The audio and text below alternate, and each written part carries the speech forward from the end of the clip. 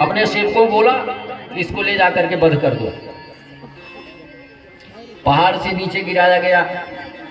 कहते हैं जाको राखे साइया, मार सके न कोई, बाल न बाका कर सके, जो जग बैरी हो। हरि इच्छा भावी बलवाना। हरि की इच्छा ब्रह्मा के लेख से भी बड़ी होती है, उसको कोई नहीं मिटा सकता।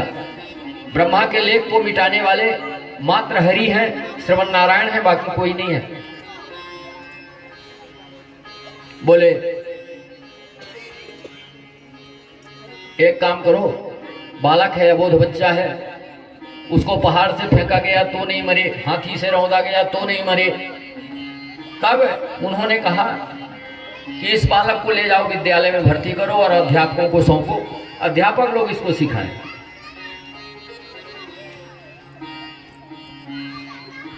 कोई दिक्कत नहीं। अध्यापकों को विद्यालय में भेजा गया।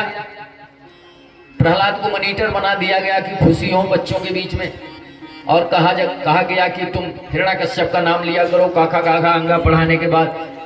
प्रहलाद जब मास्टर नहीं रहते थे तो सब बच्चों को राम राम जपवाने लगे,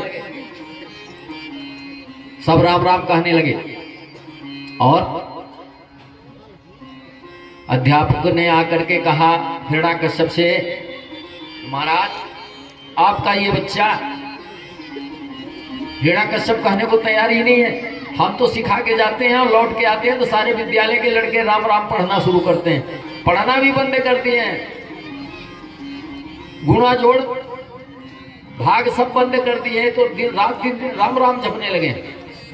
प्रहलाद ने कह दिया इस पढ़ाई लिखाई में कुछ नहीं, राम राम जपो, मानव का शरीर मिला है, बार बार नहीं मिलेगा।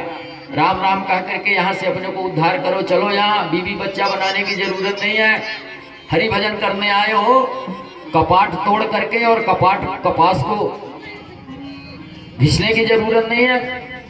बोले आए थे हरि भजन को, कोटन लगे कपास। यहाँ इस संसार में ये जो मुहावरा बना है, कहावत बना है, इसीलिए बना है कि हम यहाँ पर हरि भजन के लिए आए हैं, इस दुनियादारी के लिए नहीं आए हैं।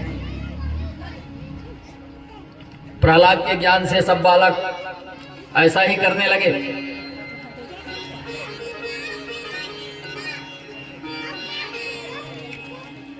तब हिरण्यकश्यप बड़े क्रोधित हुए, प्रहलाद को खंभे में बांध दिया और लोह के खंभे में बांध करके पूछते हैं, तलवार उठाते हैं कि मैं अपने हाथ से ही वध करूंगा। इसके बीच में बहुत सी कथाएं हैं। अपनी बहन, उनकी बहन होलिका थी, उसको आशीर्वाद था कि वो आग में बैठ के लेके किसी को अगर बैठ जाती तो वो जल जाता, लेकिन वो नहीं जलती थी। लेकिन प्रहलाद को अपनी बहन को बुलाया, चिता बना करके प्रहलाद को उसमें बैठाया उसके गोद में। लेकिन प्रभु की कृपा ऐसी हुई कि भक्त प्रहलाद राम राम कहते हुए बाहर निकल आए। उनकी बुआ जो है चिता में ही जल गई, उनको कोई मार नहीं पाया। तो कहते हैं अंत में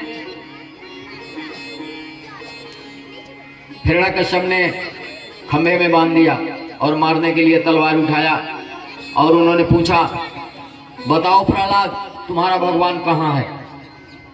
प्रहलाद ने कहा,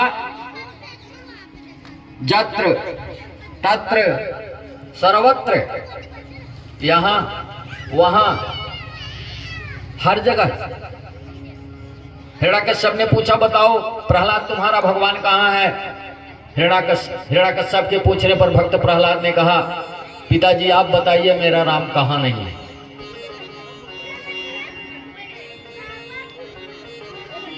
हिरण्यकश्यप पूछा, कहाँ है तुम्हारा राम? उन्होंने कहा, कहाँ नहीं है मेरा राम। बोले यत्र तत्र सर्वत्र, यहाँ है वहां है, ऊपर है नीचे है, अगल है बगल है, कहाँ नहीं है? कण कण में व्याप्त है। तलवार जैसे उठाया, बोले इस खंभे में भी है?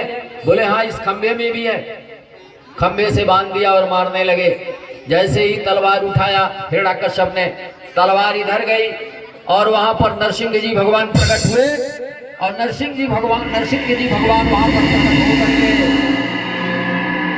अपने गोद में बैठाया और हिरण्यकश्यप को क्रोधित होकर के लाल लाल आंखों से नरसिंह भगवान ने देखा और उठा करके अपने गोद में रख करके न बाहर मारा न भीतर मारा, डेहरी के बीच में ले जा करके बैठ गए, ना जमीन में मारे ना आकाश में मारे, अपने गोद में रख करके